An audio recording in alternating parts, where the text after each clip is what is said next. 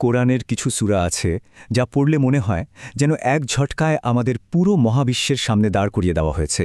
সূরা আন-নাজিয়াত ঠিক তেমনই একটি সূরা। এর শক্তিশালী চিত্রকল্প আর চূড়ান্ত জবাবদিহিতার বার্তা আমাদের অস্তিত্ব নিয়ে গভীরভাবে ভাবতে বাধ্য করে। চলুন আজ আমরা একটু গভীরে যাই আর দেখি কেন এই সূরাটি এত শক্তিশালী এবং এর বার্তা আমাদের জন্য ঠিক কতটা প্রাসঙ্গিক। কোনোরকম ভূমিকা ছাড়াই সূরাটা আমাদের একেবারে সেই মহিমান্বিত দিনের একটা ঝলক দেখিয়ে দেয়।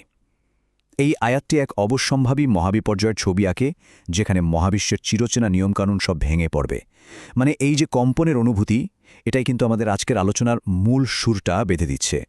কিন্তু এই মহাকম্পনের কথা বলার আগে সূরাটা যা করে তা সত্যি অসাধারণ।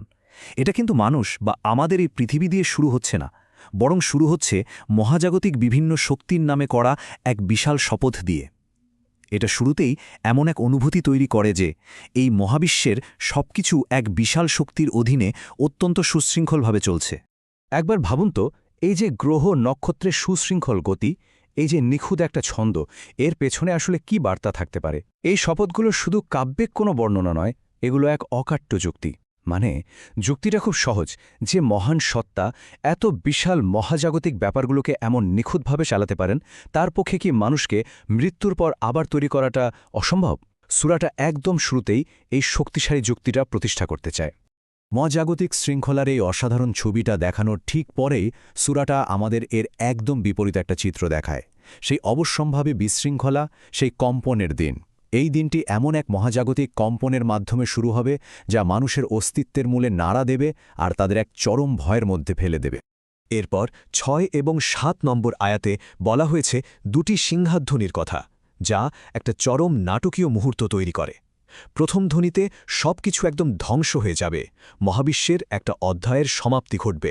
আর দ্বিতীয় ধ্বনিতে শুরু হবে সম্পূর্ণ নতুন এক অধ্যায়, পুনরুত্থান এবং চূড়ান্ত হিসাব নিকাশার অধ্যায়। আর এই কম্পনটা কিন্তু শুধু বাইরের পৃথিবীর হবে না। ৮ আর ৯ নম্বর আয়াতে যেমনটা বলা হয়েছে, এর প্রভাব পড়বে মানুষের একেবারে অন্তরের গভীরে। সেদিন অনেক হৃদয় ভয়ে থরথর করে কাঁপবে আর চোখগুলো নত হয়ে যাবে, কারণ তারা তখন এমন এক বাস্তবতার মুখোমুখি হবে যা তারা একসময় অস্বীকার করত। আর ঠিক এখানেই উঠে আসে মূল দ্বন্দ্বটা। অবিশ্বাসীদের প্রশ্নটা খুবই বস্তুবাদী। ওদের যুক্তি হল, আরে আমরা যখন পচে গলে বেরুম হাড্ডিতে পরিণত হব, তখনও কি আমাদের আবার আগের অবস্থায় ফিরিয়ে আনা হবে? এই প্রশ্নটাই ছিল পরকালের ধারণাকে অস্বীকার করার মূল ভিত্তি। তাদের এই জটিল যুক্তির জবাবে ঐশ্বরিক উত্তরটা দেখুন কতটা সহজ আর শক্তিশালী। ১৩ নম্বর আয়াতে বলা হচ্ছে পুরো ব্যাপারটা কোনো জটিল প্রক্রিয়া নয়, এটা হবে জাস্ট একটা কমান্ডিং আওয়াজ, আর তাতেই সবাই আবার উঠে দাঁড়াবে। ব্যাস, সহজ, দ্রুত আর কোনো প্রশ্নের ঊর্ধ্বে।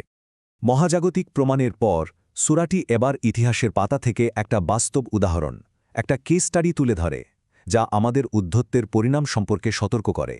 পুনরুত্থানকে অস্বীকার করার পেছনে যে অহংকার কাজ করে, সেই অহংকারেরই জ্বলজ্জন্ত উদাহরণ হল ফেরাউন।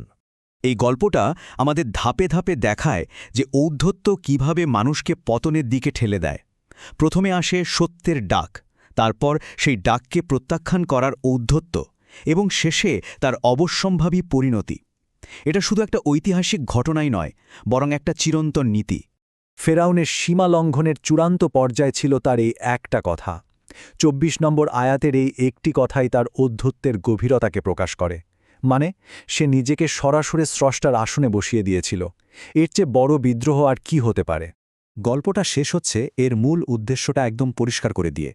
২৬ নম্বর আয়াতে বলা হচ্ছে, এর মধ্যে তাদের জন্য শিক্ষা রয়েছে যারা আল্লাহ সচেতন, অর্থাৎ যারা নিজেদের সীমাবদ্ধতা বোঝে আর স্রষ্টার ক্ষমতা সম্পর্কে সচেতন, তারাই ফেরাউনের পরিণতি থেকে আসল শিক্ষাটা নিতে পারবে। ফেরাউনের ঐতিহাসিক উদাহরণ থেকে শিক্ষা নিয়ে সূরাটি আমাদের আবার সেই মহাজাগতিক নিদর্শনের দিকে ফিরিয়ে আনছে। এবার যুক্তিটা আরও চোরালো। এই মহাবিশ্বের সৃষ্টিই তো পুনরুত্থানের সবচেয়ে বড় প্রমাণ, আর এই প্রমাণের সামনে দাঁড়িয়ে মানুষকে একটা চূড়ান্ত পছন্দ করতে হবে। এরপর সূরাটা যেন আমাদের দিকেই একটা শক্তিশালী প্রশ্ন ছুড়ে দেয়, যে সত্তা এই সুবিশাল আকাশ, রাত, দিন, বিস্তৃত পৃথিবী আর সুদৃঢ় পর্বতমালা সৃষ্টি করতে পারেন, তার জন্য কি মানুষকে আবার জীবন দেওয়াটা বেশি কঠিন? এই প্রশ্নটা আসলে কোনো প্রশ্ন না, এটা এমন এক অকাট্য যুক্তি যা যে কোনো সংশয়কে থামিয়ে দেয়। এইসব প্রমাণের পর সূরাটি আমাদের সামনে দুটো একেবারে পরিষ্কার পথ তুলে ধরে।